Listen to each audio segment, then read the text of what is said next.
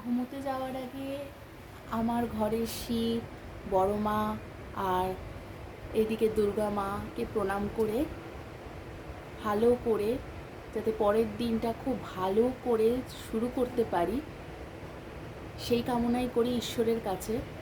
তার মধ্যে শুনলাম আজ থেকে নাকি অম্বুবাচী। সবাই বলে অম্বুবাচীতে নাকি মাকে ঢেকে রাখা উচিত, কিন্তু আপনারাই বলুন বন্ধুরা, যে আমাদের মারা যদি অসুস্থ থাকে তাহলে কি আমাদের মাদের মুখ ঢেকে রাখি?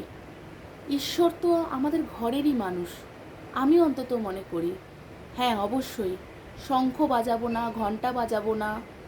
অবশ্যই মায়েদের যদি শরীর খারাপ থাকে তাহলে কি মাদেরকে আমরা জোরে জোরে ডাকি? ডাকি না তো।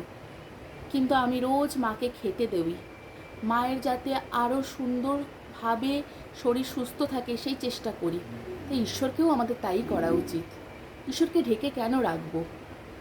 রোজ দুবেলা মাকে প্রণাম করব, রোজ দুবেলা মাকে খেতে দেব, অবশ্যই শঙ্খও বাজাবো না, ঘণ্টাও বাজাবো না, যাতে মা তাড়াতাড়ি সেরে ওঠে। মাকে কোনো রকমভাবে কষ্ট যাতে না দিই, আমরা সবসময় সেটাই চেষ্টা করব। ভালো রেখো, সকলকে ভালো রেখো।